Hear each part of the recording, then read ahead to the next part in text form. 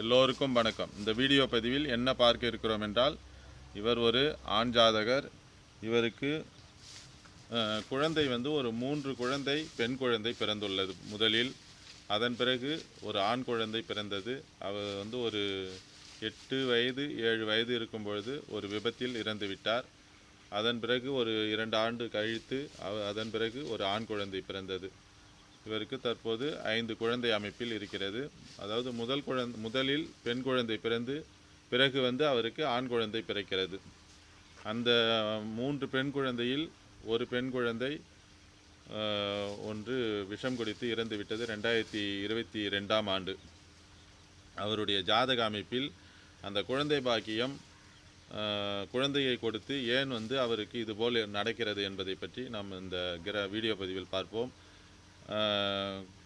அந்த குழந்தை பாக்கியம் கொடுத்து அந்த குழந்தையை இதுபோல் ஏதாவது ஆபத்து ஏற்பட வேண்டும் என்றால் அந்த குரு 5ஆம் பாவகம் புத்திரகாரகனாகிய குருவும் பாதிக்கப்பட வேண்டும். அதேபோல் 5ஆம் பாவகம் பாதிக்கப்பட வேண்டும். இதெல்லாம் 5ஆம் பாவகாதிபதி பாதிக்கப்பட வேண்டும். இதுபோலெல்லாம் பாதிக்கப்பட்டு இருந்தால்தான் அவருக்கு அந்த குழந்தையை கொடுத்து அந்த குழந்தை இதுபோல் விபத்தில் ஏதாவது ஒரு ஏற்பட்டு அவர் அந்த குழந்தையை இழக்க நேரிடும். அதுபோல் எல்லாம் அமையும்.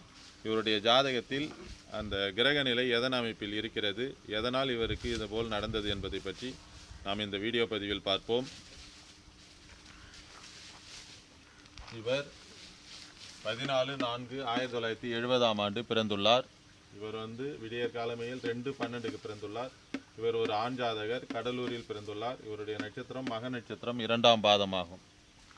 இவர் கும்பலக்கணம், கும்பலக்கணத்தில் ராகு, 3இல் சூரியன், சனி, புதன் அஸ்தங்கம், சுக்கிரனும் அஸ்தங்கம், 4இல் சுக்கிரன் செவ்வாய், 7இல் கேது சந்திரன், 9இல் குரு. இவர் பிறக்கும் பொழுது கேது தசையில் 4 வருடம் 11 மாதம் 21 நாட்கள் பிறந்துள்ளார். அதன் பிறகு சுக்கிர தசை ஒரு 20 ஆண்டு காலம், அதன் பிறகு சூரிய தசை ஒரு 6 ஆண்டு காலம், சந்திர தசை அதன் பிறகு ஒரு 10 ஆண்டு காலம், அதன் பிறகு செவ்வாய் தசை ஒரு 7 ஆண்டு காலம், அதன் பிறகு ராகு தசை ஒரு 18 ஆண்டு காலம். 65 வயது 11 மாதம் 21 நாட்கள் வரைக்குமே அவருக்கு ராகு தசை தான் நடந்து கொண்டிருக்கும். தற்போது வயது 56 வயது 3 மாதம் 6 நாட்கள் நடக்கிறது. இவருக்கு தற்போது நடப்பு ராகு தசை புதன் புத்தி 5/11/2028 வரைக்கும் நடக்கிறது. இவருக்கு அந்த குழந்தையை கொடுத்து குழந்தையை விஷயத்தில் ஏன் பாதிப்பு ஏற்பட்டது, குழந்தை இருப்பதற்கான காரணம் என்ன என்பதை பற்றி நாம் பார்ப்போம். லக்னத்திற்கு 5ஆம் இடமாகிய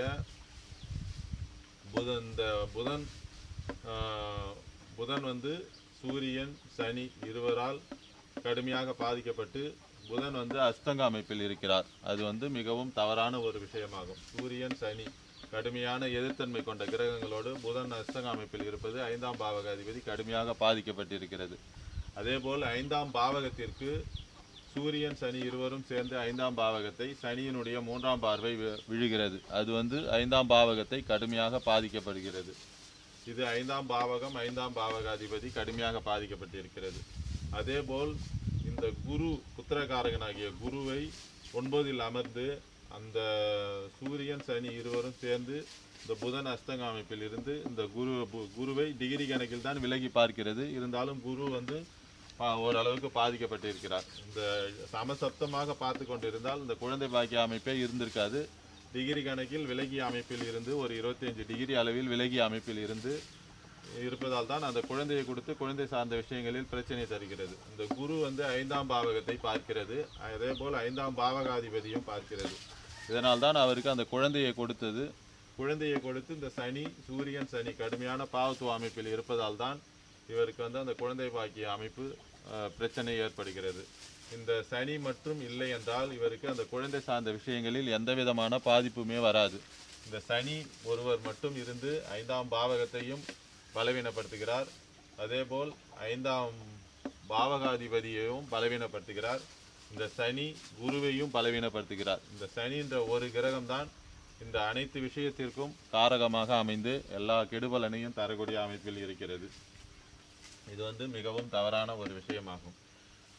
அதேபோல் 5ஆம் பாவகத்திற்கு ஆயுள் ஸ்தானமான இந்த இடம் 8ஆம் இடம். இந்த 8ஆம் இடத்தினுடைய அதிபதி சனி நீசமாகி சூரியன் சனி இருவரோடு சேர்ந்து கடுமையாக பாவத்துவ அமைப்பில் இருந்து நீசமாக இருப்பது அந்த புத்திர பாக்கியத்திற்கு 8ஆம் இடமாகிய இந்த இடம் கடுமையாக அந்த அதிபதி பாதிக்கப்பட்டு, அதேபோல் அந்த பாவகமும் மறுபடியும் சனியினுடைய 10ஆம் பார்வைக்கு விழுகிறது. அதேபோல் இந்த செவ்வாயினுடைய பார்வை விழவில்லை, சனியினுடைய பார்வை மட்டும் கடுமையாக பாவத்துவ அமைப்பில் இந்த 5ஆம் பாவகத்திற்கு 8ஆம் பாவத்தில் விழுவதால் இந்த குழந்தை சார்ந்த விஷயத்தில் கடுமையாக பாதிக்கப்பட்டு, அதாவது 2 குழந்தை, இவருக்கு ஒரு ஆண் குழந்தை இறந்து விட்டது, அதேபோல் ஒரு பெண் குழந்தையும் இறந்து விட்டது.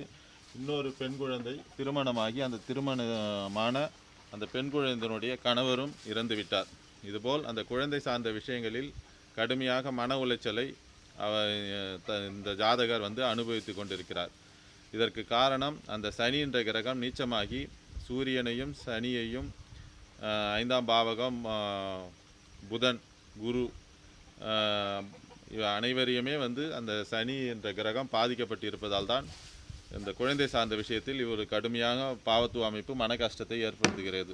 இதுபோல் அந்த குரு பாதிக்கப்படாமல் 5ஆம் பாவகம் பாதிக்கப்படாமல் அந்த பாவகாதிபதியெல்லாம் சனி செவ்வாய் ராகு கேது இவர்களால் பாவகிரகங்களுடைய அமைப்பில், அதாவது சேர்க்கை இருப்பு பார்வை இவர்களுடைய அமைப்பு இல்லாமல் இருந்தால் அந்த குழந்தை சார்ந்த விஷயங்களில் பெரிய பாதிப்புகள் வராது.